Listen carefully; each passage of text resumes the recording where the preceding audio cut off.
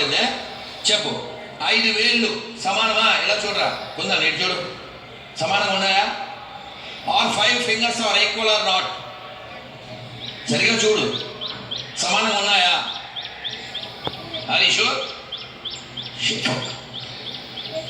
సమానంగా ఉన్నాయా? లేదు కదా, గట్టిగా చెప్పు. మీకు 5 వేళ్ళు సమానమా? అమ్మయ్య, పర్లేదు, చిన్న వదలకూడదు. ఓకే, 5 వేలు సమానం కాదు. అమ్మ వచ్చిందా ఇక్కడికి? అమ్మ రాలేదు ఇక్కడ. అమ్మ పేరు ఏం పేరు?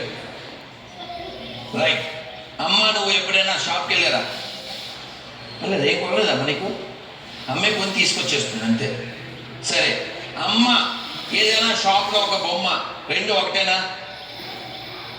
కాదు కదా, పనిచేస్తుందండి. బొర్రా కొట్టండి. అమ్మయ్య, స్వప్న ప్రియ కొడుకు స్వప్న కంటలేదు, నిజాలే చెప్తున్నాడు. 2. మూడోది, ఎప్పుడైనా శివాలయానికి వెళ్ళావా? వెళ్ళుంటావురా, మర్చిపోయి ఉంటావు. కపిలేశ్వరం దగ్గరికి వెళ్ళకుండా తిరుపతిలో ఎందుకుంటారు? వాడు కళ్ళు చూడండి, మర్చిపోయాడు కదా.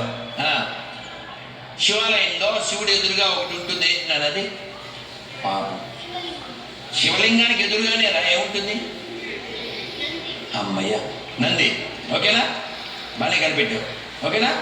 మరి గుళ్ళో ఉండే నంది, రోడ్ల మీద తిరిగే పంది ఒకటేనా?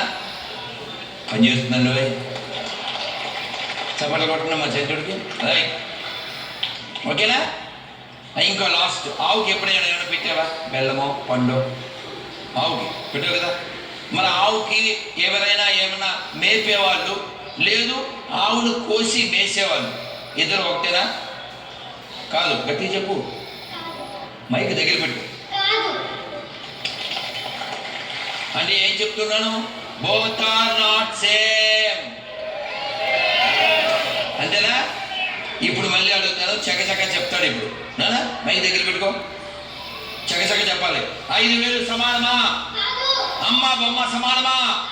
గుళ్ళో నంది, ఊళ్ళో పంది సమానమా? ఆవుడు మేపేవాడు, ఆవుడు మేసేవాడు సమానమా?